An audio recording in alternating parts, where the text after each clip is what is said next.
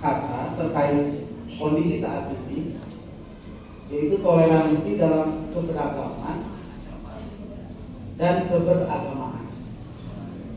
Ini adalah dua sisi yang mungkin berbeda. Berbicara tentang keberagaman berarti suku katanya ragam. Berbicara tentang keberagamaan, suku katanya adalah agama. Jadi kita harus paham dulu antara keberagaman dan keberagamaan.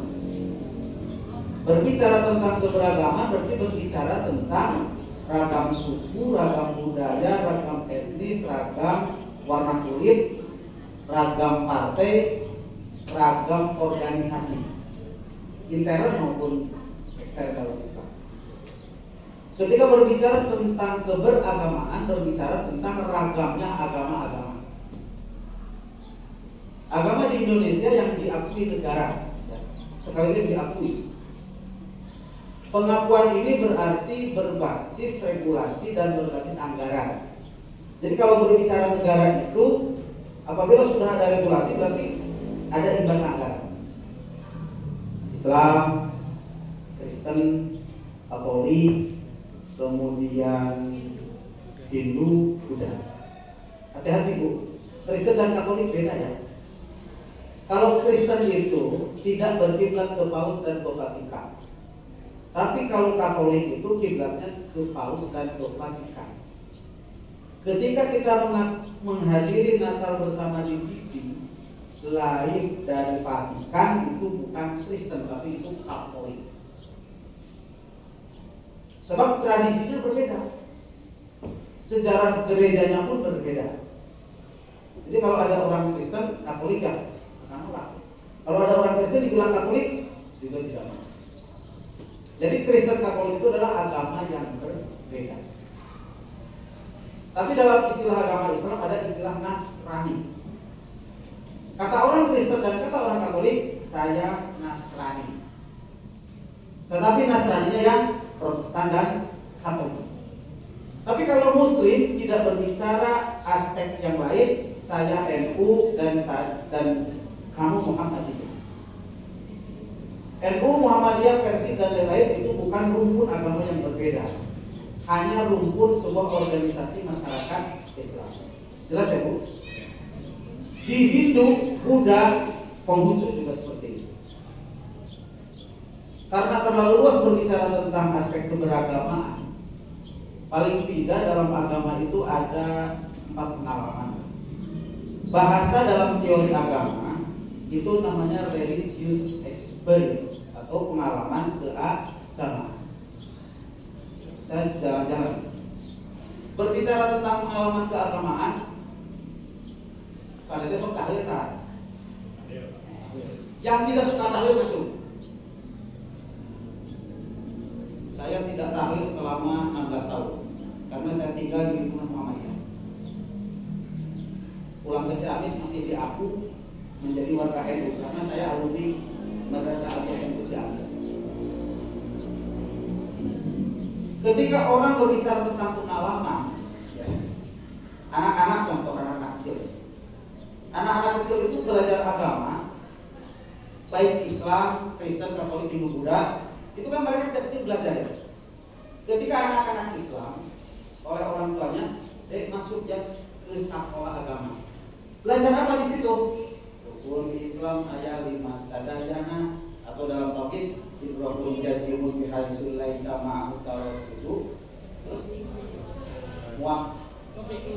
muafiqun lil waqi'in nasiun an. Masuk nggak ke hati kita? Waktu kecil hanya hafal. Wajib kajama Islamna ulina rundayana saya. Jadi mindset kita sudah rukun Islam, mindset kita sudah idrokul jazimun, mindset kita sudah. Dulu kan belum ada kiroati dan ikro. Alif jabar a, alif jabar a, jabar ka, abata, sejabar sa, abatasa. Sekarang kan kalau ikro a, ba, dikoreksi sama kiroati a, ba, ta. Sebab bukan an-amta tapi an-amta. Oke, lanjut. Orang yang punya pengalaman beragama itu masing-masing. Contoh Islam. Setelah dia dewasa, anak tersebut belajar Quran, belajar fikih, belajar tauhid, sampai dewasa pengalamannya ada di otak, masuk ke hati. Kalau pengalaman anak tersebut bertemu dengan teman-temannya yang Nasrani, pasti apa? Beda tradisi, beda pengalaman. Sebab yang anak-anak Nasrani belajar tentang Yesus sejak kecil, belajar tentang taman kanak-kanak, pembelajaran kebaktian untuk anak-anak. Makanya di gereja itu jam 8 sampai jam 9 kebaktian untuk anak-anak. Jadi dibina anak-anaknya. Pendidikan agama Hindu, Buddha, dan Konghucu juga sama. Kalau berbicara tentang pendidikan agama sejak dini, semuanya berarti dewasa nanti memiliki pengalaman keagamaan yang berbeda. Contoh yang tahlil tadi Pak Dede, saya tahlil, contoh Pak Dede tidak tahlil. Di buruhan 2 juta kita tahlil, Pak Dede mau ikut.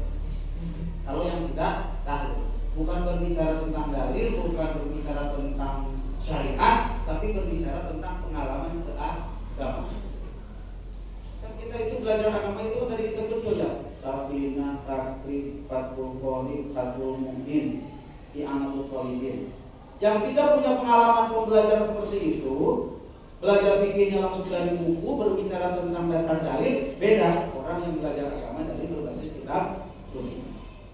Jadi mesti dipaksakan dia sok tahlil sinagel mau bisa. Sebab bukan perkara dalil, tapi ada pengalaman religious experience, pengalaman keagamaan. Nah, dalil-dalil tersebut masuk dalam pengalaman hidup. Jadi mindsetnya yang suka tahlil mah tahlil, mindsetnya yang kunut yang kunut. Beda dengan mindset orang yang tidak kunut dan tidak tahlil, nggak bisa dilepas. Pinasya kudu kunut, nggak bisa. Pinasya ulah kunut, nggak bisa. Sebab itu terkait dengan pengalaman subjektif dan itu berbicara tentang pengalaman hidup. Perilaku-perilaku itu masuk kepada pengalaman apa? Action atau tindakan. Dari tindakan-tindakan tersebut ada apa? Ada tokoh yang diikuti. Contoh Muhammadiyah, tokohnya berarti Kiai Haji Ahmad Dahlan. NU tokohnya adalah Hadratus Syekh Hasyim Asy'ari. Ketika kita merujuk pada satu tokoh, berarti itu ada komunitas organisasi yang dalam bahasa agama namanya fellowship. Fellow itu asal kata dari kata follow. Guru bahasa Inggris betul ya? Dari follow jadi fellowship. Ada bahasa Inggris guru? Halo? Tidak ada. Oh, tidak ada. Mungkin tahun depan lebih banyak karena bahasa Inggris. Kampungnya kan dari barat sana. Jangan-jangan nanti kalau bahasa Inggris itu lebih banyak karena alirannya sudah berbahasa Inggris. Jadi paling tidak pengaruh keagamaan itu ada 4. 1 ide, 2 tindakan, 3 tokoh, figur, dan keempat adalah pengikut. Kita mau pengikut yang mana? Pengikut yang ke imamnya sini, pengikut yang ke imamnya sini, nggak apa-apa. Karena terkait dengan apa yang namanya religious experience. Misi toleransi dalam beragama, ya coba kita lihat ini makalahnya. Nah, sebetulnya ada ayat Quran ya, keragaman bangsa Indonesia, bicara Indonesia.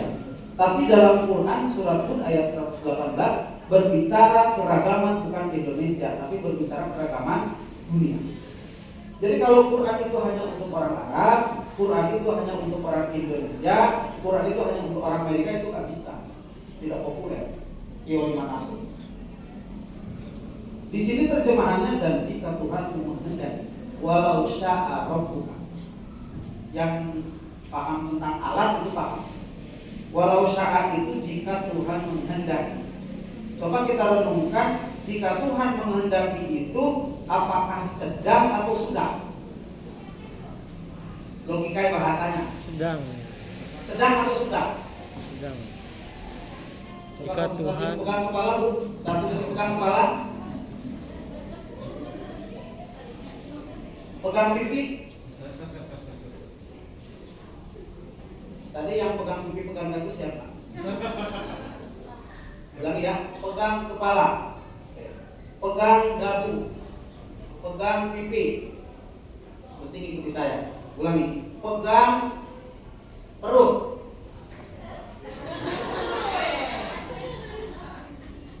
Pegang pundak. Makasih. Jelas ya? Paham Bu? Jadi kadang-kadang konsentrasi itu harus dibujarkan dulu. Itu metode sedikit. Indonesia 17.000 pulau.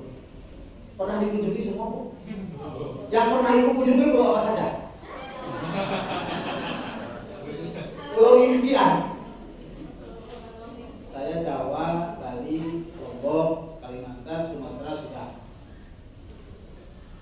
Terus pulau yang dekat Batam itu apa yang nyebrang itu? Kan pulau itu? Singapura. Terus nyebrang lagi apa ke sana? Malaysia. Thailand. Terus ke pulau Madasari juga sudah kan pulau. Ini. Jadi yang di Madasari mungkin salah satunya pulau di sana. Ke Nusa Kambangan sudah. Nah, jadi kalau kita sudah nyebrang ke Nusa Kambangan berarti kita sudah berpetualang antar pulau. Jangan berbicara antar pulau ke Sumatera, ke Kalimantan, tidak usah. 17.000 kota, banyak sekali. 250-an agama dan kepercayaan. Tadi saya katakan yang 250-an agama dan kepercayaan yang resmi hanya 6. Islam, Kristen, Katolik, Hindu, Buddha dan Konghucu. Malah yang 10 Konghucu. Ya karena yang ini Islam, Kristen, Hindu atau dibalik. Kristen, Katolik, Hindu, Buddha, Konghucu, Islam. Katanya Islam ingin yang terkembang. Itu sudah tidak moderat kalau seperti itu dalam konteks negara bangsa. 250 agama dan kepercayaan ini seluruh negara ini. Kalau di Jawa Tengah itu nggak ada. Untuk yang tetangganya agama Nasrani siapa? Nggak ada. Yang tetangganya agama Katolik? Nah, bisa begitu. Itu orang Sunda. Bukan ya? Wajar, karena orang Sunda itu ada istilah keuntungan dalam tanda petik keuntungan demografis. Ada yang tetangganya agama Konghucu. Kalau di Ciamis ada yang di Pacinan. Saya kan ke Pacinan itu kan cuma 3 kilo. Jadi tetangga saya Pacinan. Ada yang saudaranya tetangganya beragama Buddha. Pernah ke Bali? Aduh. Kalau ke Bali kan beragama apa? Kenapa kita senang kali? Bukan dilihat dari sisi agamanya, tapi keindahan pulau Kecil. 250 agama. Lu bener gitu aku, dia 250. Itulah Indonesia. Aliran kepercayaan. Pernah saya membaca sebuah buku. Di DIY saja aliran kepercayaan itu lebih dari 50 agama. Ada Sangkan Parani Tuhan, ada Pangestu. Kalau di Sunda itu ada istilah aliran kepercayaan Sunda Wiwitan. Tapi semua aliran kepercayaan itu adalah ada yang berbasis agama, ada yang bebas dari agama.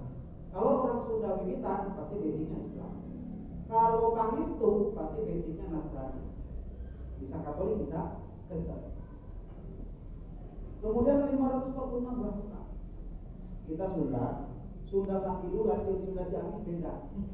Saya ketemu orang Mariki di Jogja. Bapak di Mariki, IC Umun. Nah, Bapak di Cijulang, IC Umun. Ini Bapak di mana tadi? Bu Neni Bapak beda lagi.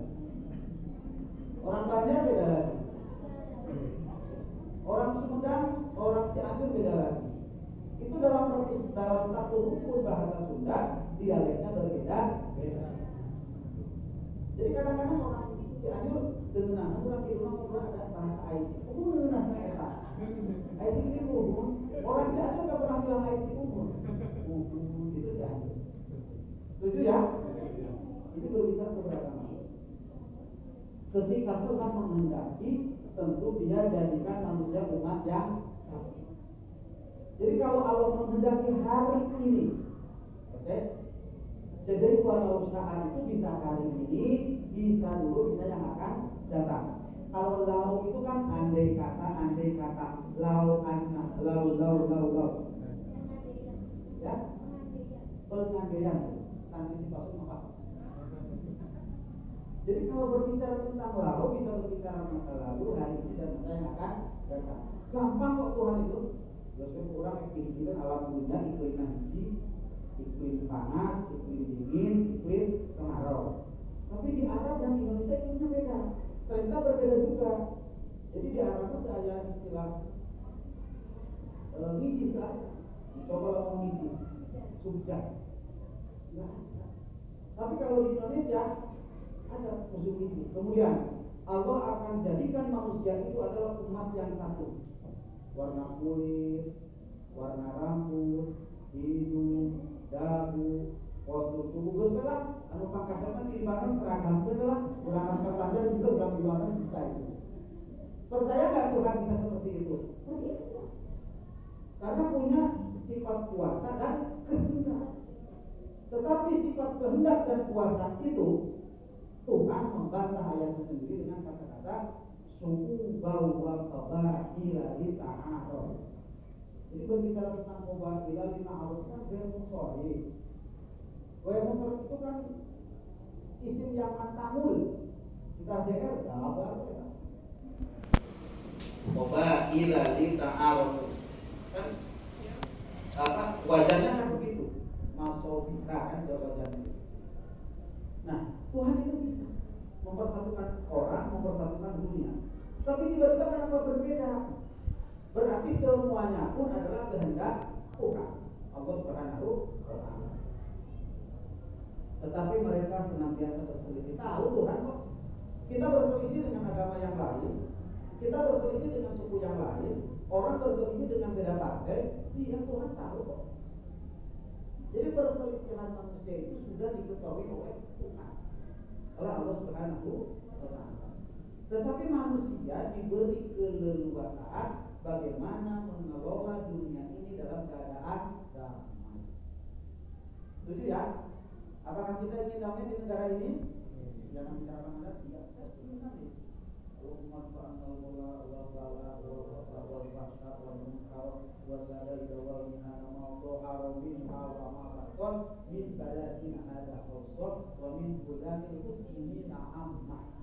apa itu yang diminta? Bebas corona supaya nanti sejak supaya apa? Makmur.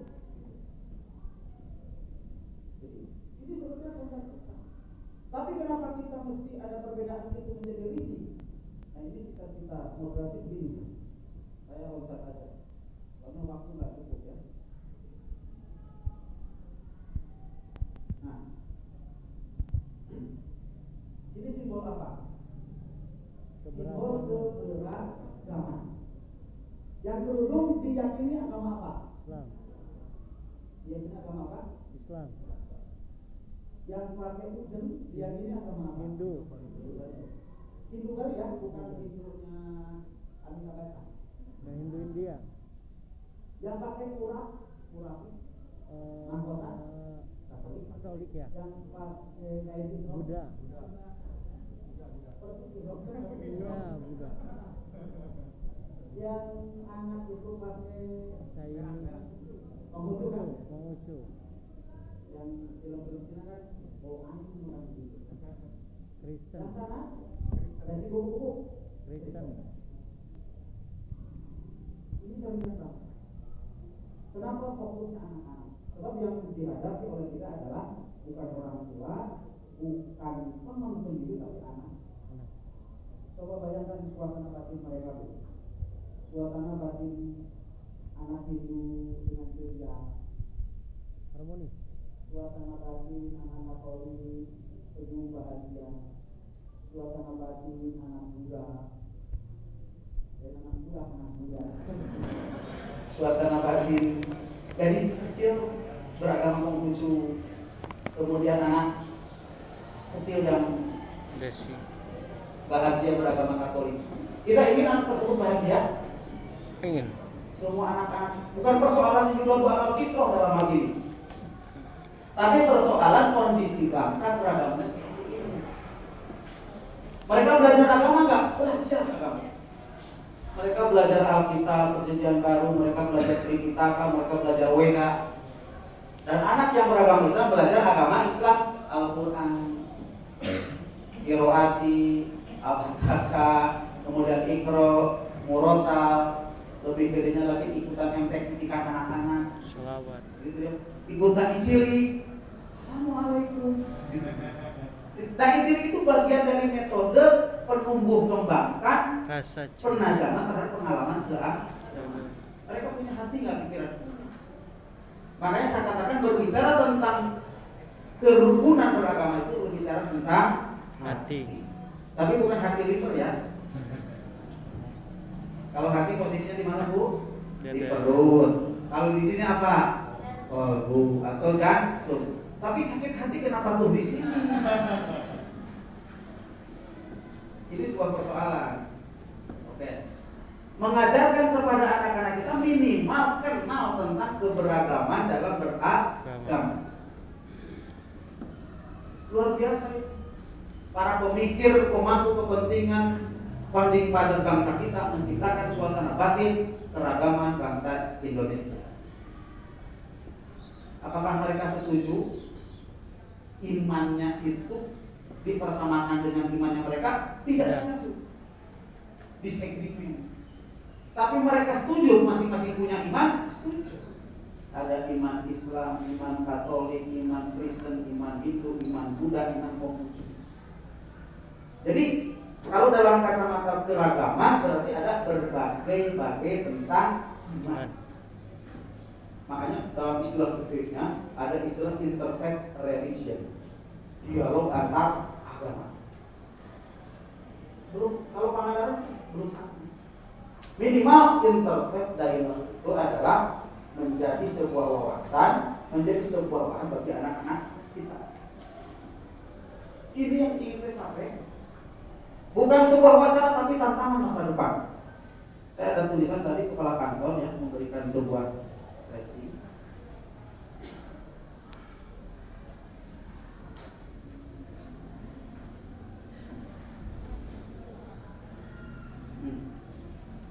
Berbicara tentang standar kompetensi yang sangat dinamis.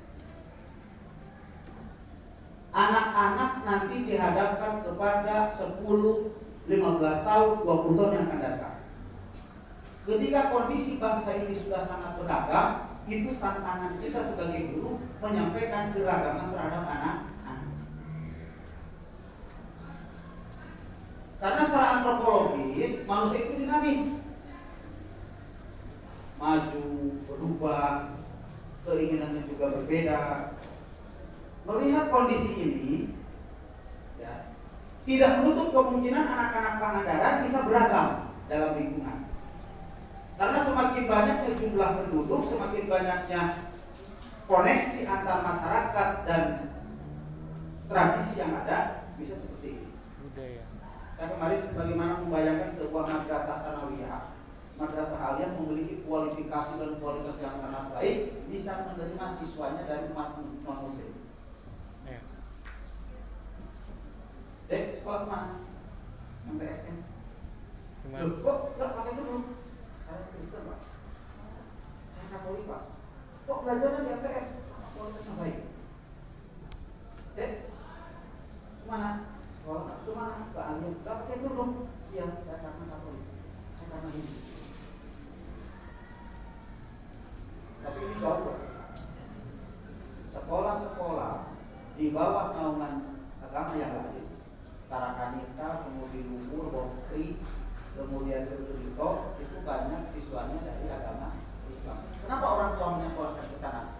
Alasannya adalah kualitas.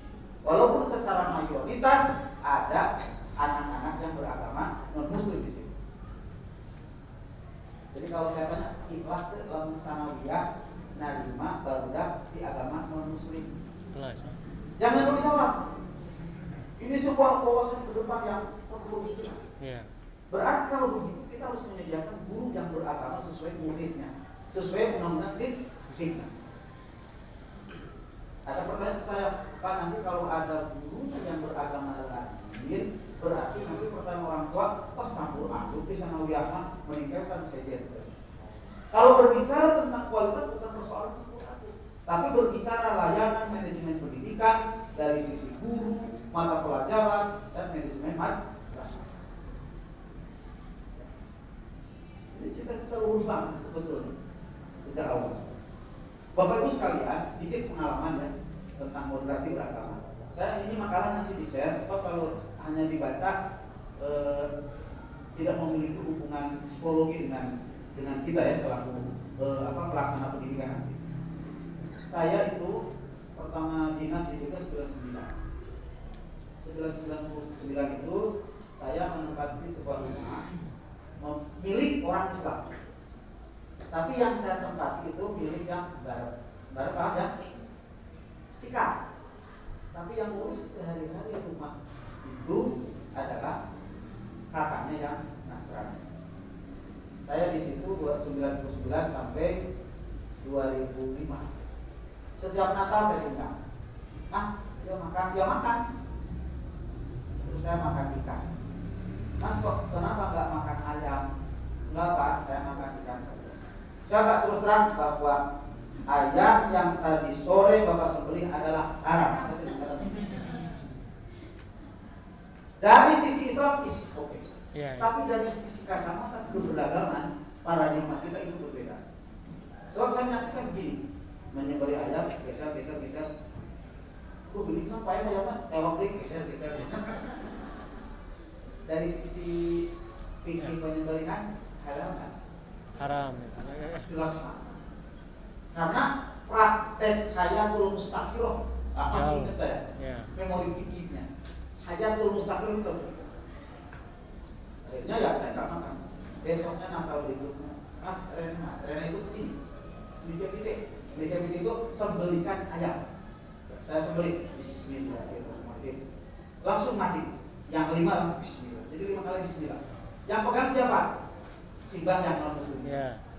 Besok Ustaz campur Mbak. Nah, saya katakan sudah dipasang. Malamnya makan. Saya ambil yang gede. Setelah ambil, enak ya? Enak Pak. Bicara ke pendetanya, Pak Pendeta, ini yang nyembelih Mas Nana. Wah enak dagingnya. Dia pakai Bismillah, saya bilang begitu. Saya berani mengatakan begitu.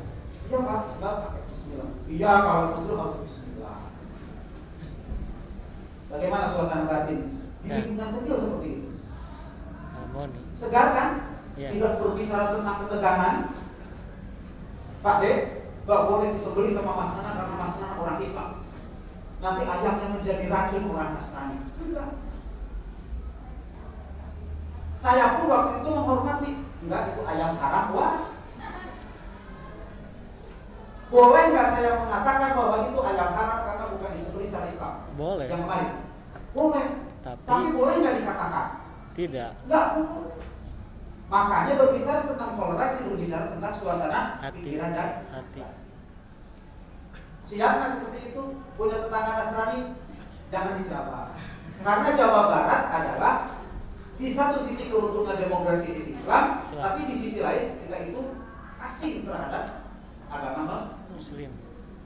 Ajengan bangun ngaji di masjid dan ngaku goreng agama Muslim itu jadi lawan. Ya, betul. Bener nggak? Ya. Terus jadi lawan. Coba ajengan yang dari Jawa Barat masuk aja ke Jogja, ke Solo, dakwah kayak gitu, mana tadi Bumburak, balik ajengan gimana? Dibaca. Sebab itu sama dengan mungkin bahasa Sunda mana pakai talis atur. Yeah. Mau dibahas, mau itu bisa dibahasa Indonesia ke pakai talis atur. Ya, berbicara bahasa aja sudah harus berat. Jangan kemana pakai talis atur, mau di Indonesia pun namanya nggak akan nyambung. Bahasa Pak Harto dulu waktu jadi presiden, orang itu harus ikut dulu mendem jeruk. Nah, di bahasa Sunda nggak nyambung. Sebab itu tradisi Jawa. Mikul tuwur, ada makhluk yang kudu diluhur, mendem jeruk. Nggak bisa. Kalau begini juga nggak bisa. Jadi dalam bahasa saja kita harus berbicara tentang toleransi bahasa. Sebab menurut René Descartes ada istilah metodologi analitika bahasa. Jadi berbahasa itu bukan persoalan komunikasi, tapi antara skills dan makna. Orang Dialek. Sunda kalau ngobrolnya di luar daerah coba tuh bahasa planet. Sebab apa? Orang Sunda mah ngomong gitu. Berbicara karena geus naon ka dieu, karena Aladin. Bener kan? Karena Mandala. Ke Surabaya Pak karena Mandala. Ke Surabaya Pak ya karena Surabaya. Itu orang Sunda, tapi orang Jawa pakai apa ke Surabaya? Bis. Mun orang Sunda, Sunda. Nggak kedengaran ke sana. Jadi dari sisi listennya itu sudah terganggu dari aspek bahasa daerah. Nggak ada Aladin kok, adanya juga Aladin. Itu dari sisi bahasa. Dialek. Oke? Lalu cina.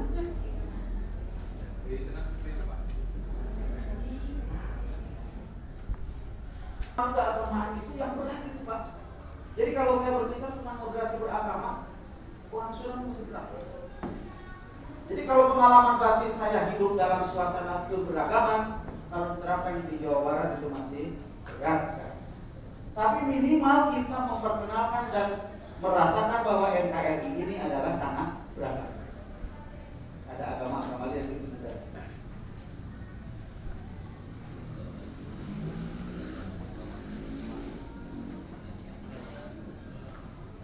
Nah ini contoh sekolah.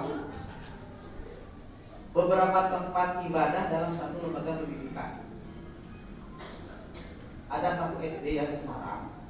Karena agama anak-anak sekolahnya itu beragam, disediakanlah ini yang ada kubah kecil, pasti namanya bukan mengajar ya. Coba kita pahami kembali. Kita meningkatkan alam bawah sadar kita. Ini bangunan ini berbicara bangunan ya. Ke anak-anak itu, anak-anak. Ini bangunan apa? Musuh. Terus kok ada kubahnya? Oh, musola. Ini pinggirnya ada bangunan, tapi di atasnya stupa Candi Borobudur. Buddha. Apa itu? Buddha. Wihara. Dan itu agama siapa? Buddha. Bangunan pinggirnya juga sama, tapi di atasnya ada salib. Untuk siapa itu? Kristen atau Katolik. Loh,